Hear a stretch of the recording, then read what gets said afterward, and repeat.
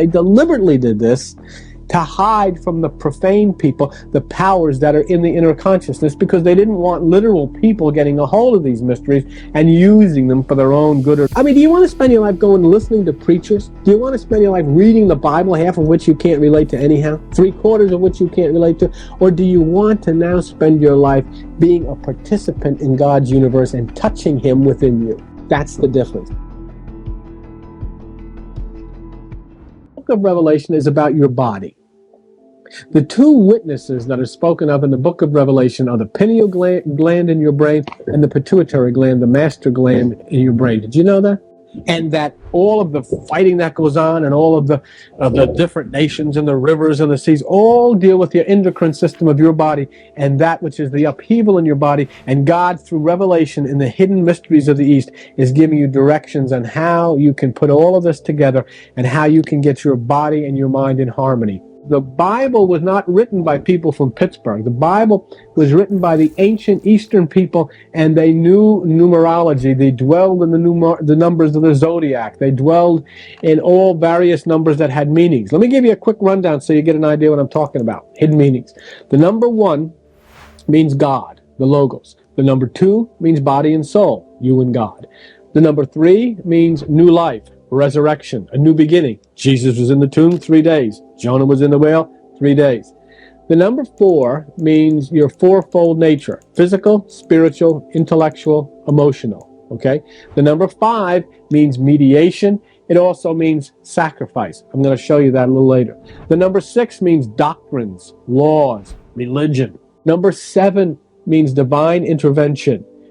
Joshua walked around Jericho how many times? 7. And the walls came tumbling down. 7 means divine intervention. There are 7 nerve centers, or 7 chakras that rise from the base of the spine to the top, which are the 7 levels which a person walks in order to find that which is the pineal or enlightenment. It's all part of the Bible. It's all part of the ancient wisdom, which is covered up in numbers. Number 8 means rupture, separation. Number 9 means the human consciousness. We're going to talk about that a little bit. Number 10 means completion. And the number of perfection in Hebrew is 12, which corresponds to the most ancient zodiac. Let's take a look at the number 9. The numerical value to the word Adam in Hebrew in the ancient scriptures is 9.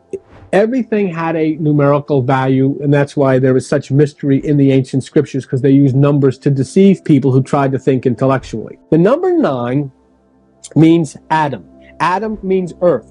The earth means your flesh, your mind, your emotions, you know, the ego, the macho, the I will do what I think, and all this kind of business, okay? So when you use that number 9, it starts to reveal a lot of things to you. If you look in the Bible, you'll see many references to 3.5 or 42 months, 3.5 years, 42 months. That all comes out to 9. Let me show you how.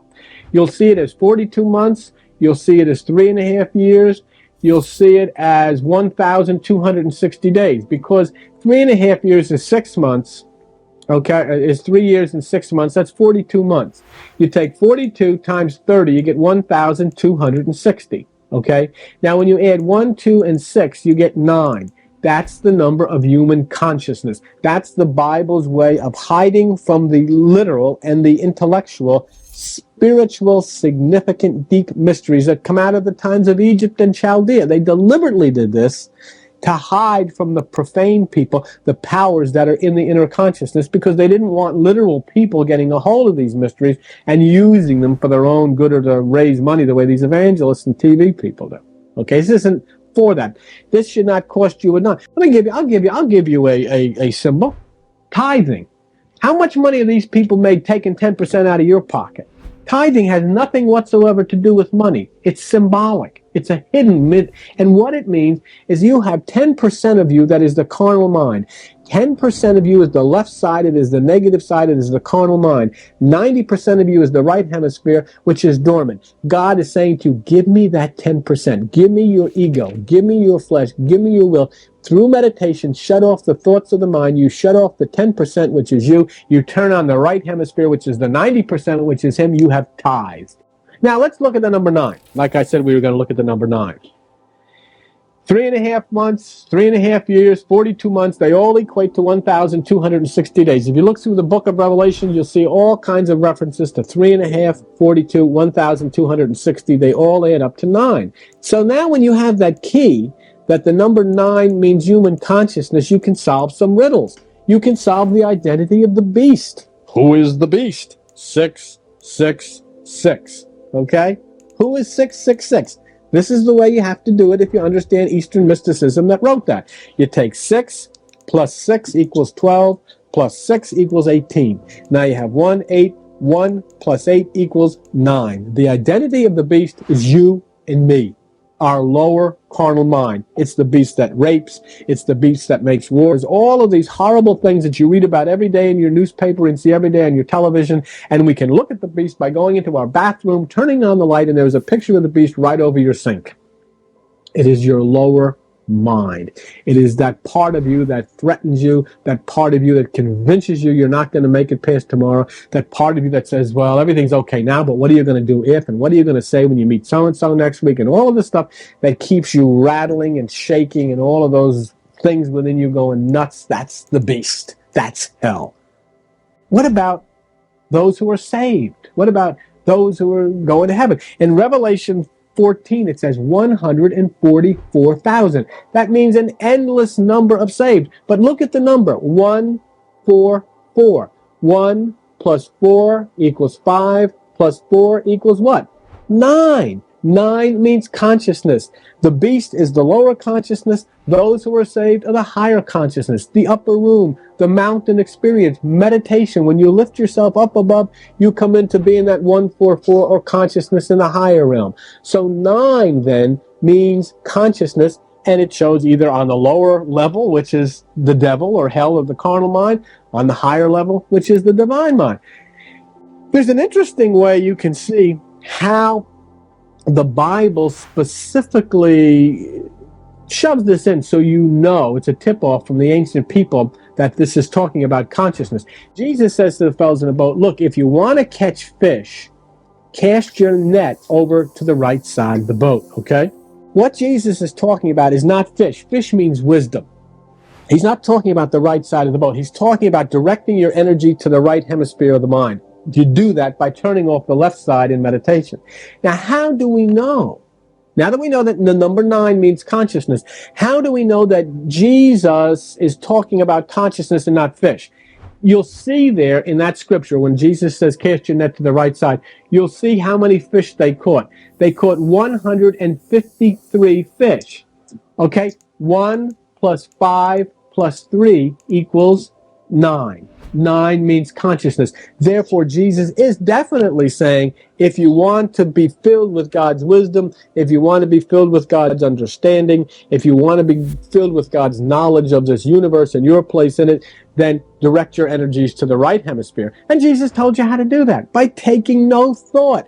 You must meditate.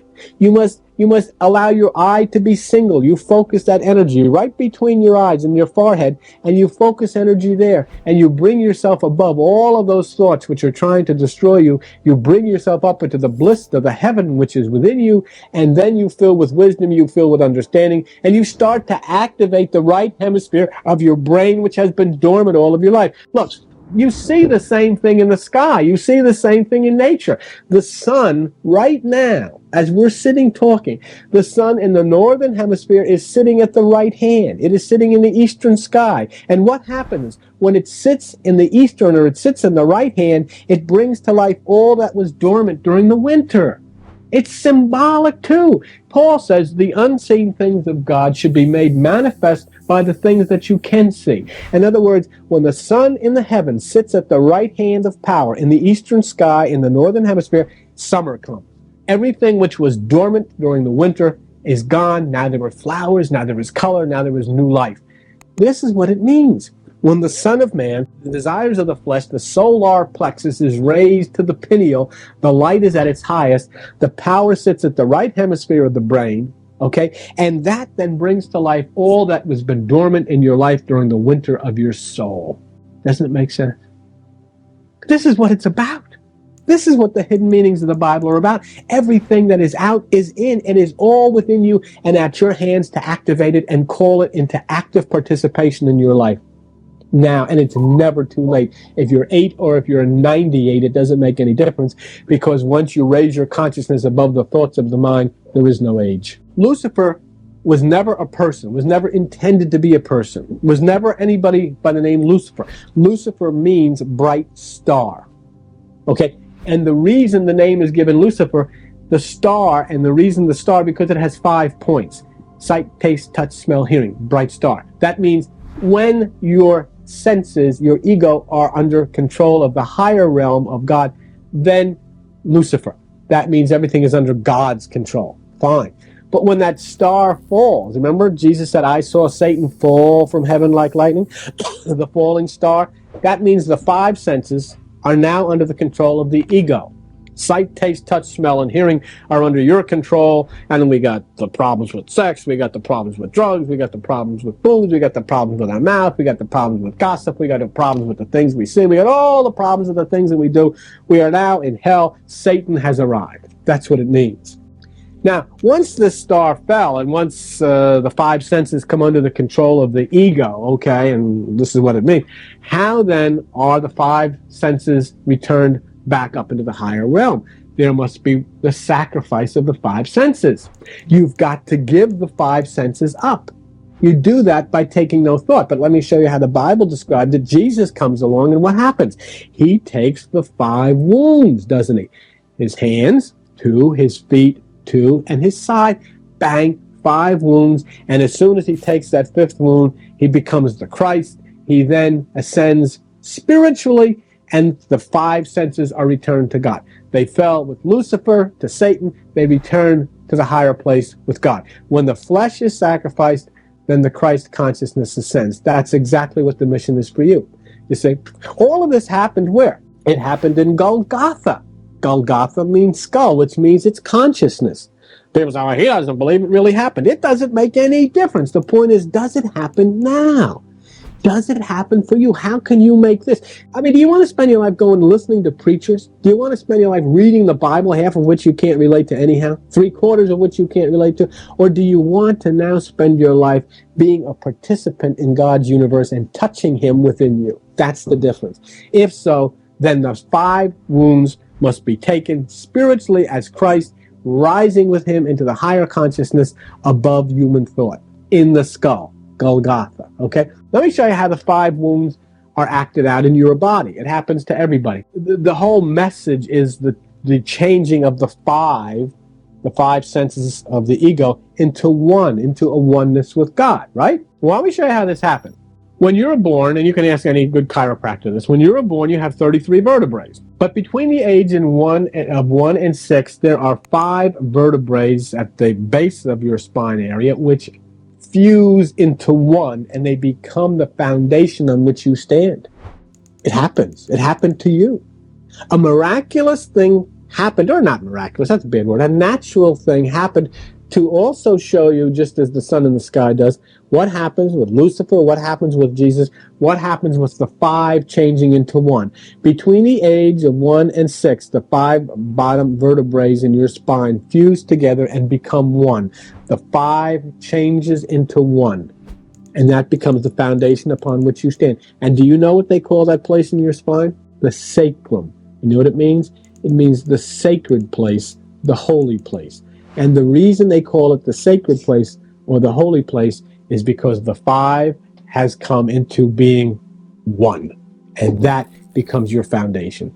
That becomes the entire foundation of Scripture. That becomes the foundation of the fall of man when the 5 are taken over by the ego, becomes the foundation of the resurrection of man when the 5 are given back through meditation and you rise up into Christ consciousness. That's what it's about. That's what happens. That's what the whole Bible is about.